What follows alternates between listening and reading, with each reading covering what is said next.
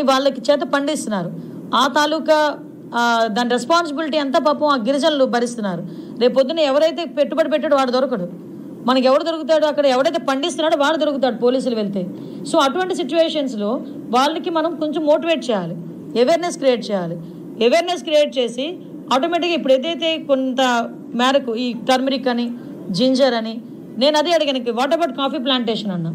ఎందుకంటే మ్యాక్సిమం ఈ వ్యవసాయం కూడా పోడి వ్యవసాయంలో చేస్తారు. ఈ వాల్స్ మనకి కొండ హిల్స్కి సంబంధించిన స్లోప్స్లోనే జరుగుతుంది ఎక్కువ. ఈ స్టెప్ బై స్టెప్ అది పోడి వ్యవసాయం అంటారు. ఆ పోడి వ్యవసాయంలో జరుగుతుంది. కాఫీ ప్లాంటేషన్కి that is a suitable area కూడా. అది అడిగితే కలెక్టర్ గారు చెప్పారు ఏంటంటే మొన్నటి వరకు సెంట్రల్ గవర్నమెంట్ సపోర్ట్ చేసే డబ్బులు ఇచ్చేదట, సడన్గా సెంట్రల్ గవర్నమెంట్ ఆపేసిందట. ఎన్ఆర్జీఎస్ టర్నప్ చేశారనమాట దాన్ని. అప్పుడు నాకు అర్థమైంది ఇది ఆపేయడం కాదు, డైవర్షన్ అని. అది ఎన్ఆర్జీఎస్ ఆ ఫండ్ కూడా డైవర్ట్ చేసేసారు. అంటే పేదోడు తినే కూడుని కూడా డైవర్ట్ చేసేస్తున్నారంటే, చేశారంటే వీళ్ళు ఒకసారి ఆలోచించండి.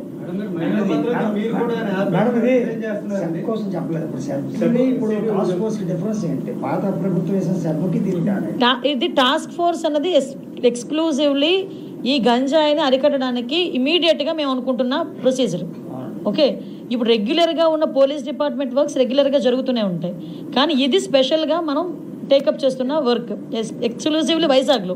నేను ఇంకా స్టేట్ లెవెల్లో ఉన్న ఇష్యూస్ గురించి ఇంకా నేను మాట్లాడట్లా. మైదాన ప్రాంతంలో ట్రాన్స్పోర్టేషన్ జరిగి ఆల్రెడీ యూజ్ చేస్తున్న వాళ్ళందరూ ఏం చేస్తున్నారంటే నేరాలకు పాల్పడుతున్నారు. ముందు అది ఎక్కడొకటి కంట్రోల్ అవ్వాలి.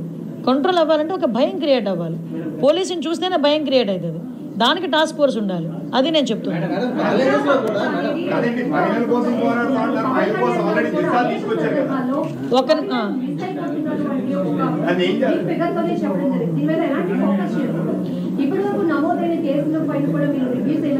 లేదమ్మా, కంపల్సరీ ఎంక్వైరీ చేస్తాం. ఇప్పటివరకు నమోదైన కేసుల గురించి కూడా ఎక్కడెక్కడ మిస్ అయ్యారు ఏంటి అన్నది కూడా చాలా క్లియర్గా మేము ఒకసారి మానిటర్ చేసుకుంటాం.